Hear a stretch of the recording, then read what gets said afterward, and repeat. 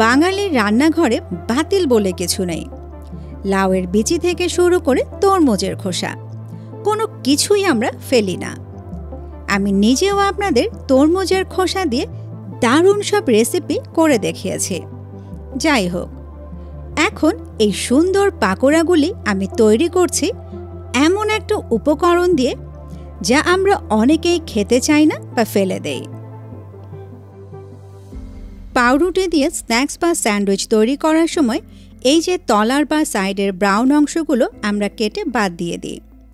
অনেকেই আবার তলার অংশটুকু খেতেই চায় না। পাকোড়াটা তৈরি করছি এই বাতিল অংশ দিয়ে।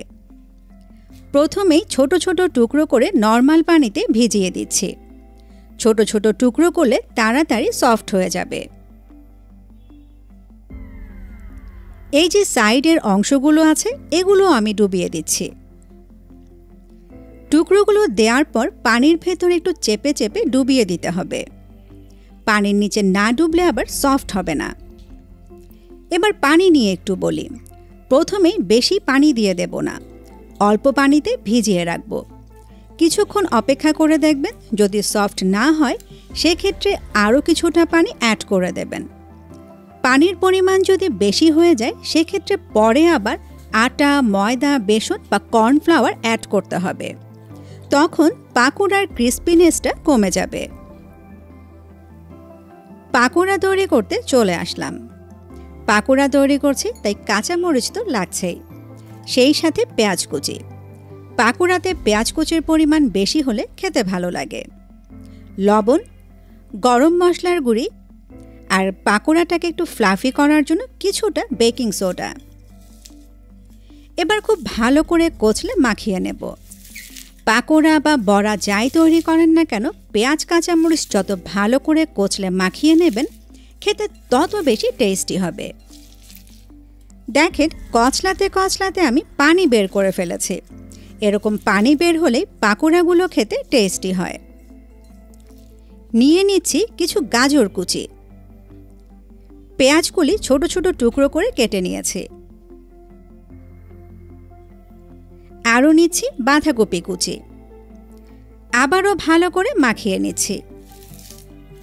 পাকোড়া তৈরি করার জন্য পানি ছাড়ে না এমন যে কোনো সবজি আপনাদের পছন্দ অনুযায়ী নিয়ে নিতে পারেন। চাইলে আপনারা এখানে ফুলকপিও অ্যাড করতে পারেন। এগুলোকেও খুব কচলে ভালো করে মাখিয়ে নিলাম। এবার ভিজিয়ে রাখা পাউরুটিগুলো নিয়ে নেব। দেখে নিশ্চয়ই বুঝতে পারছেন কতটা সফট হয়েছে। আবার দেখেন বাড়তি কোনো পানিও নেই। তারপরও নেয়ার সময় একটু চিপে নেবেন, যদি এডিশনাল কোনো পানি থাকে সেটাও পড়ে যাবে।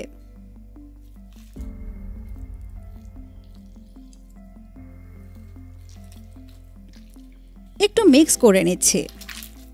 মিক্স করার সময় একটু লক্ষ্য রাখবো যেন কোনো দলা না থাকে, মানে পাউরুটিগুলো যেন খুব ভালোভাবে পেস্ট হয়ে যায়। পাকোড়া তৈরির সময় মাখানোর কাজগুলো যত সময় নিয়ে করবেন পাকোড়া তত বেশি ক্রিস্পি হবে, আবার তত বেশি সময় ধরে ক্রিস্পি থাকবে। ভালো করে মাখানো হয়ে গেলে নিয়ে নিচ্ছি কর্নফ্লাওয়ার। এটা একই সাথে বাইন্ডিংয়ের কাজ করবে, আবার পাকোড়াটাকে অনেক বেশি ক্রিস্পি করবে। পাকোড়াগুলোকে আরও ফ্লাফি করার জন্য একটা ডিম নিয়ে নিচ্ছি, তবে ডিমে যদি আপনাদের আপত্তি থাকে বাদ দিতে পারেন। ফ্লেভারের জন্য কিছু ফ্রেশ ধনেপাতা কুচি আর সামান্য গোলমরিচের গুঁড়ি। এবার এগুলোকে মাখিয়ে নেব। এই যে ডিমটা দিলাম, এই ডিমের জন্য পাকোড়াগুলো অনেক বেশি ফ্লাফি হবে। কর্নফ্লাওয়ার নিয়ে একটু বলে দেই। কর্নফ্লাওয়ারের পরিমাণ ডিপেন্ড করবে আপনার মিশ্রণটা কত নরম বা শক্ত হয়েছে তার উপর। মানে মিশ্রণটা যদি নরম হয় কর্নফ্লাওয়ারের পরিমাণ একটু বেশি লাগবে, আর শক্ত হলে কর্নফ্লাওয়ারের পরিমাণ কম লাগবে। হাতের কাছে যদি কর্নফ্লাওয়ার না থাকে এর বিকল্প হিসেবে আপনারা বেসন বা চালের আটা দিতে পারেন। এবার মিশ্রণটা আপনাদের একটু দেখিয়ে দিই। দেখেন ঠিক এরকম হবে। এবার গরম তেলের ভেতর ছেড়ে দিচ্ছি।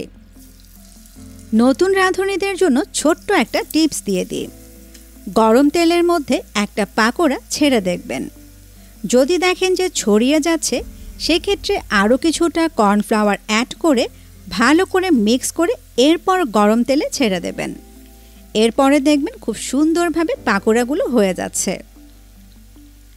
ভাজা নিয়ে বেশি কিছু বলছি না, উল্টে পাল্টে এরকম ব্রাউন কালার করে পাকোড়াগুলো ভেজে নিতে হবে। ব্রাউন কালার হয়ে গেছে, এবার একটা ঝাঁঝরিতে তুলে বাড়তি তেলটুকু ঝরিয়ে নিচ্ছে। এই ধরেন এক একটা ব্যাচ ভাজতে আনুমানিক 3 থেকে 4 মিনিটের মতো সময় লাগবে। খুবই শর্টকাট একটা রেসিপি।